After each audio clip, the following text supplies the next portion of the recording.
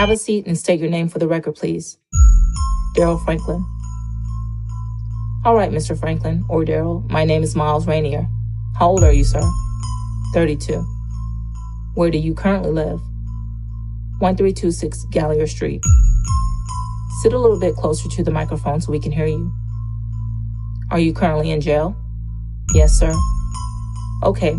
How long a sentence do you have? A life sentence. All right. Would you recognize your plea agreement if I showed it to you? Yes, sir. Any objection to Government Exhibit 47? No objection. Your Honor, I'd move to publish Government Exhibit 47. Any objection?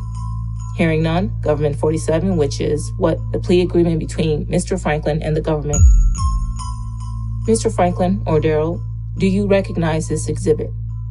Yes, sir. What is that? My signature from my plea agreement. All right. I want to turn your attention. Are you familiar with it? Yes, sir. Okay. If we could go to page 2. All right.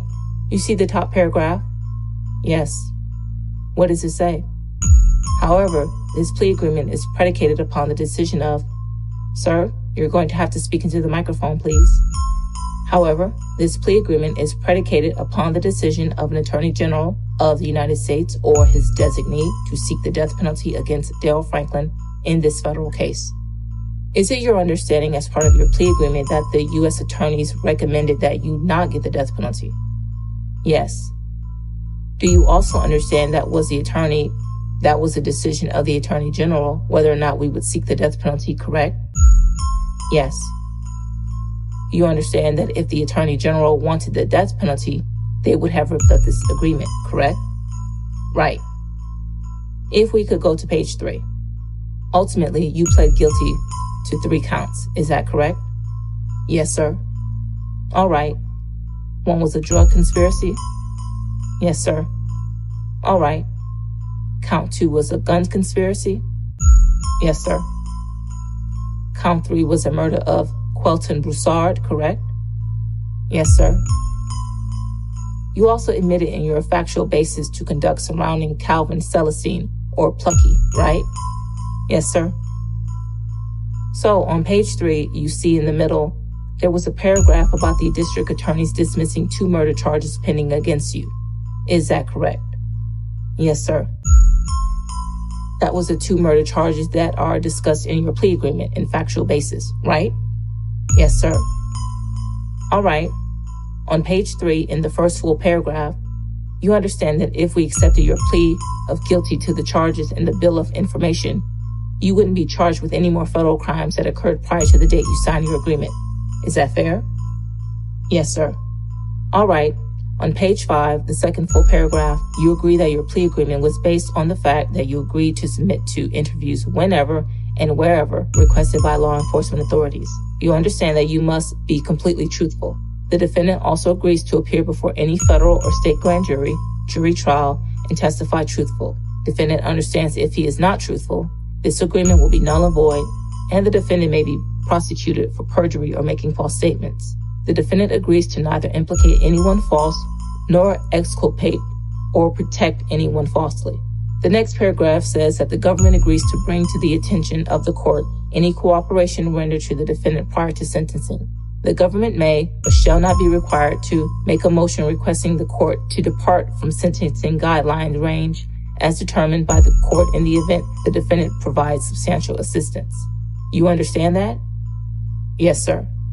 That we may bring a motion, but we don't have to? Yes, sir. You understand ultimately that if anyone cuts your sentence, it would be a judge, correct? Yes, sir. Or a federal judge, correct? Yes, sir. Darryl, where did you grow up? In the Florida Project. Where are the Florida Projects? In the 9th Ward. That's in the city of New Orleans? Yes, sir. Did you have family there? Yes, sir. How many siblings do you have, or did you have? I had 5 siblings. Did your mom and dad live in the Florida Projects? Just my mother. What are your siblings doing now? Say it again. What do your siblings do now? One got a t-shirt shop, and one lives in Dallas. What about the other 3? Other 3? I got 2 that's dead. That's, counting me, it was 5. Counting me make 5. How did the other 2 siblings die? Well, my sister and her best friend died in Jellystone Park. They drowned. What about your brother? He got killed. What schools did you attend?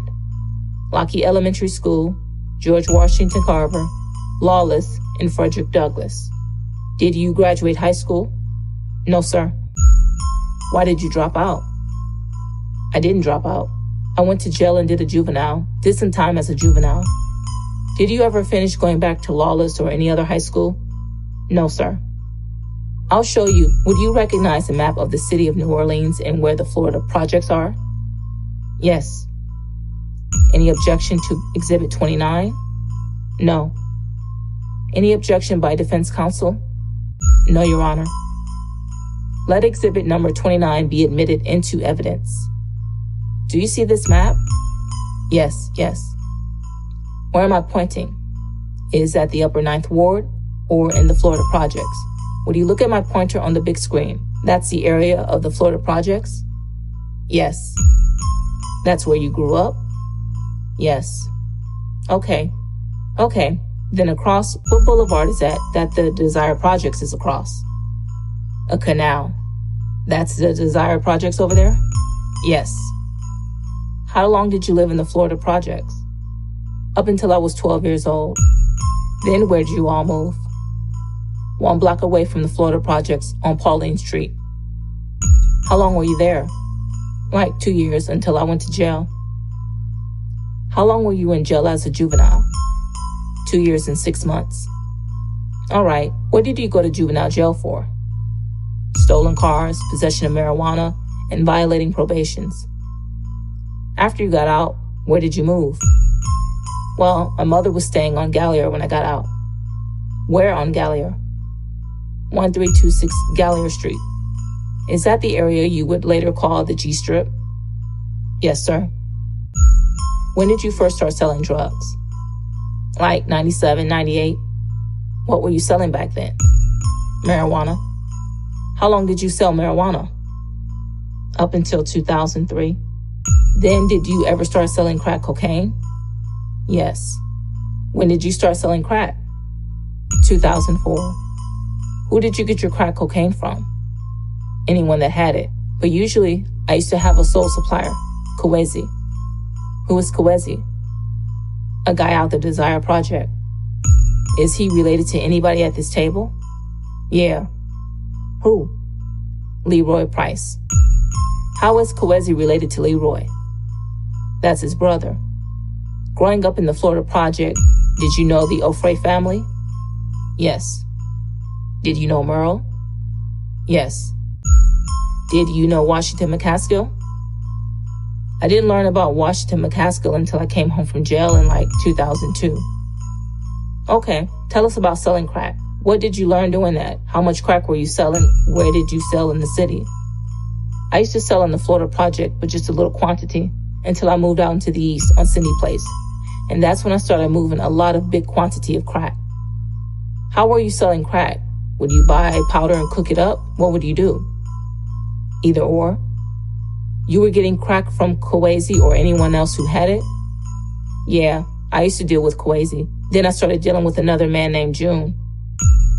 Did you know a guy named Plucky at this time? Yes. Who was Plucky? My friend. What did you do with Plucky? We used to sell crack together. We had a shop on Cindy Place. All right. Were you and Plucky close at this time? Yes. Did you know a guy named Slugger back then? Yes. How did you meet Slugger? I knew Slugger from going to school with him and going to school with my sister, through my sister and them. Was Slugger younger or older than you? Older. What did Slugger do for a living back then? Break in houses and sell drugs too. What was his reputation? Killing.